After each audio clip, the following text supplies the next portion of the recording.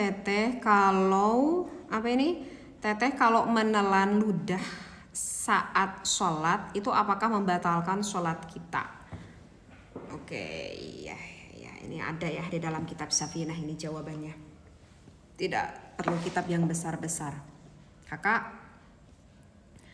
salah satu yang membatalkan kepada sholat itu adalah salah satu yang membatalkan kepada puasa, berarti itu membatalkan kepada sholat kita juga. Nah itu ada di dalam kitab Safinah, dalam matannya pun itu ada. Nah, kemudian kalau menelan ludah ketika kita berpuasa itu bagaimana? Batal nggak puasanya? Tergantung. Kalau misalkan kita menelan ludah milik kita sendiri, ya milik siapa? Ya milik kita sendiri lah. Ya takutnya nanti milik orang lain. Kalau misalkan kita menelan ludah ketika kita berpuasa itu batal tidak puasanya? Tidak batal puasanya. Oh berarti sama ketika kita sedang sholat, kalau misalkan kita menelan ludah itu batal nggak sholat kita? Nggak batal sholat kita. Tapi kakak, kecuali kalau si ludahnya itu bercampur dengan makanan. Kalau ludahnya itu bercampur dengan makanan itu bisa saja membatalkan sholat kita. Misalkan kita tuh mau sholat, kita itu makan nih, kita makan sebelum sholat, kita tuh nggak berkumur-kumur dulu. Kita nggak berkumur-kumur dulu itu masih banyak sisa makanan di mulut kita.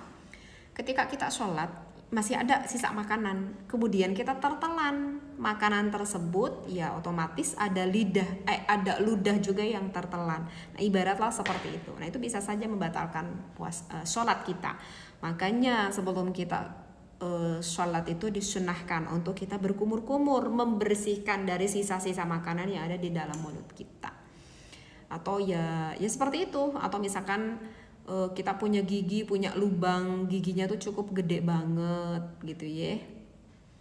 Itu kadang suka ada ya yang apa tuh, misalkan kita itu udah makan daging udah makan daging sapi ya, udah makan daging ayam, itu gigi kita udah pada longgar-longgar ya.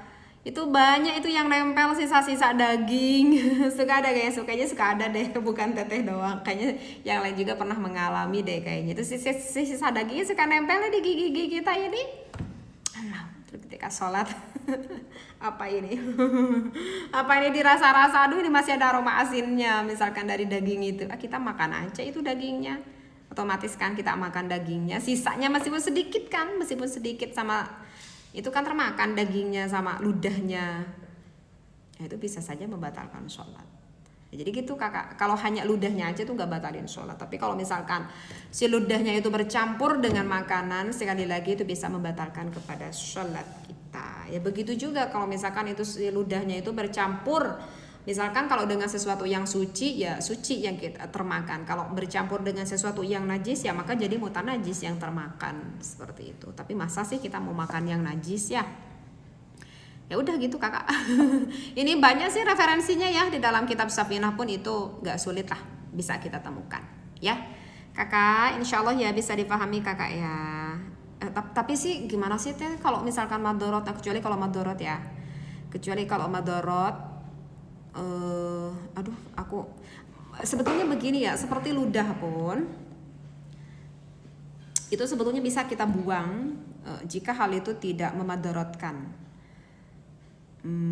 Ini ada sisa daging nih, udah bercampur nih dengan ludah nih, begitu. Maka ya udah, itu kan misalkan di depan kita kan ada sajadah, jangan sampai kepada orang lain. Kalau misalkan kita sedang berjamaah, ya udah kita buang aja di sejadah kita, atau di mukena kita, atau di pakaian kita kalau kita laki-laki. Aduh teteh jijik dong, daripada membatalkan sholat kita, ayo. Dan ya itu kan milik kita, dan itu kan sesuatu hal yang masih tetap suci kan gitu. Jadi udah kita atur aja makanan sisa makanan tersebut, kita atur aja, udah di ujung ini gitu aja, udah itu selamat ya. Jadi gitu aja ya kakak ya. Oke.